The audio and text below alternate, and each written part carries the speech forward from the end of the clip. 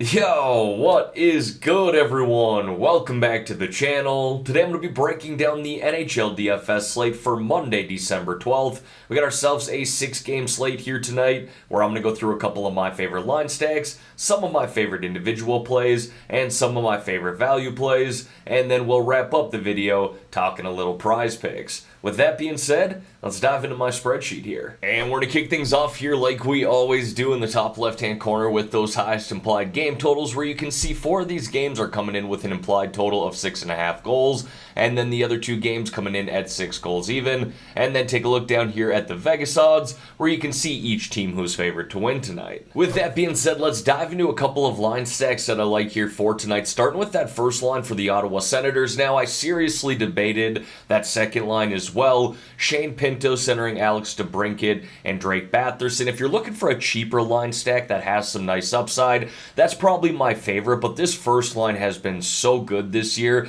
especially in creating chances, right? They don't have the most points in the league by any means, but right now this line of Stützle, Tkachuk, and Giroux currently ranks second across the NHL in expected goals per 60 minutes. Now, they certainly have been putting up some decent numbers as well. The three have combined for 20 goals, 28 assists, 48 points in 14 home games this year, and I love the matchup at home for them tonight to expand on that versus the Anaheim Ducks, who've allowed a league-high 4.21 goals per game this year and have really struggled on the penalty kill as well, just hitting at a 66.7% rate, and the Anaheim Ducks currently rank 3rd in the NHL in minor penalties taken. And then another line stack I like here tonight is that first line for the Nashville Predators. We got Granlund centering Forsberg and Duchesne. Now, for starters, I do like that they put Duchesne and Forsberg back together. Those two are clearly talented, have some chemistry together, and can rack up some solid points. Granlund very cheap there at $4,300, and he's kind of the playmaker of that line, setting up Forsberg and Duchesne.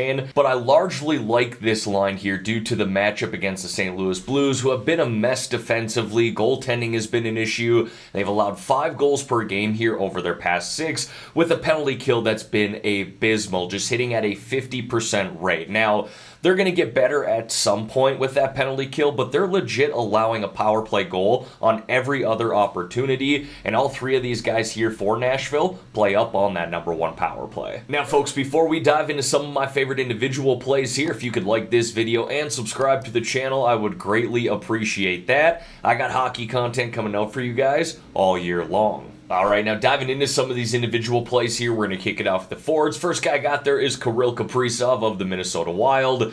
Now, I could talk about Connor McDavid here as the top play, and look, he is the top overall play on this slate. I think we're all aware of that. I'm going to highlight Zach Hyman, who kind of really benefits from playing with him, but on the other side of this game, too, I do like Minnesota. Edmonton has not been a strong team defensively this year, have their goaltending issues as well. They've allowed 3.46 goals per game this season, with a penalty kill that's hit at just a 71% rate, and Kaprizov has been awesome at home this year. I don't know what it is about the XL Energy Arena, but he gets up for these games. In 14 home games, he's got 11 goals, 13 assists, 24 points, averaging around 4.5, 5 shots on net per game, which is ultimately translated to 21.5 DraftKings points per game, again, while playing at home. His road and away splits are actually night and day. He's still solid on the road, but nowhere near as good as he's been at home this season. And then I got Zach Hyman there of the Edmonton Oilers. Kind of just prefaced this play when I was talking about Kaprizov, because Hyman really benefits from playing on that first line with McDavid and with Draisaitl right now.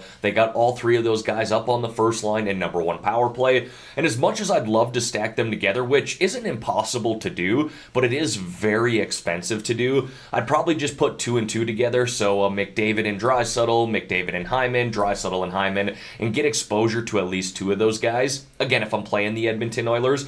But Hyman, again, really just benefits from playing with those guys. 28 points in 27 games this year, actually leads the team with 16.1 expected goals too, and he's only got 9 goals on the season, so as crazy as it is to think, he's got some positive regression coming his way. And again, I do like this matchup in general here tonight. Think we could game stack it up. The Wild have not been great defensively themselves as of late, allowing 3.67 goals per game over their past 6, with a penalty kill that's hit at just a 68% rate. Now, this next play here with Rickard Rakell is actually very similar to that play in Zach Zach Hyman, and that Rakell is currently playing on that Penguins first line with Crosby and Gensel, while getting time on that number 1 power play too. And Crosby's playing really well right now, 8 goals, 7 assists, 15 points in his past 10 games, and Rakell has benefited from that. He's got 3 goals, 2 assists, 5 points himself in just his past 5 games. So again, this is largely an opportunity play, considering who Rakell is currently playing with right now. I think got Vladimir Tarasenko of the St. Louis Blues. It's rare we get Vladdy at this price here in the low 5K range.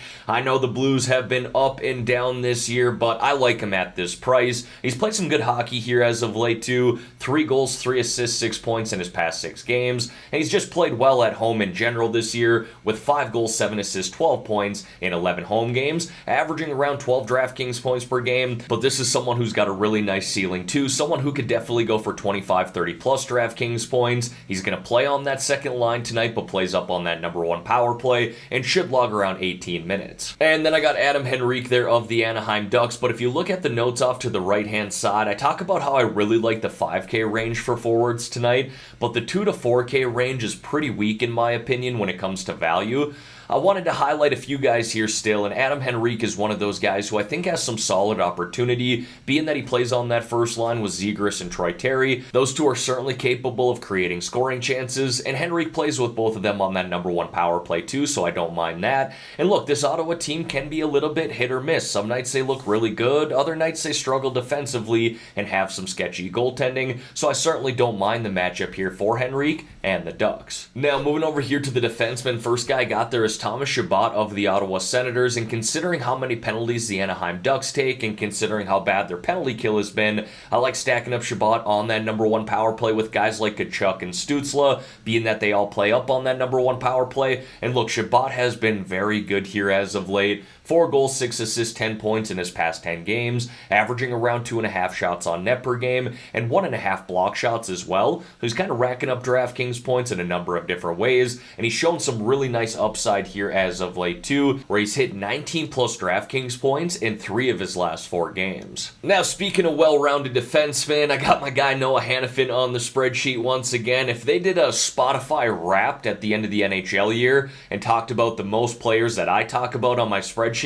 Noah Hanifin's got to be top 3 at this point in the season, but I like him again at $5,000. He got 6 points here in his past 10 games, averaging around 2 shots on net per game, as well as 2 block shots per game. Certainly capable of getting you that 3-point DraftKings bonus by blocking 3 shots in a game. We're going to see him play around 22 minutes in this matchup, get time on that number 2 power play, and play on the penalty kill as well. And they do have a good matchup here on the road tonight against the Montreal Canadiens, who've allowed 3.8 goals per game over their past 5, and a team that's really struggled defensively all year long. And without sounding like a broken record, Torrey Krug has been racking up DraftKings points in a number of ways too as of late. 5 points in his past 10, averaging around 3 shots on net per game, and close to 2 block shots per game as well. All of that is translated to 11.2 DraftKings points per game over his past 10. Not bad at all for a guy priced here at $4,300. Now, we're going to see him play up on that number 1 power play tonight for the St. Louis Blues, and you can stack him up with someone like Vladimir Tarasenko or really any one of those forwards, because this Nashville penalty kill has not been very good over the past 10 days, just hitting at a 64.7% rate. And I did it again. I don't love doing it, but when I just can't put my thumb on one guy below 4K at the defenseman position,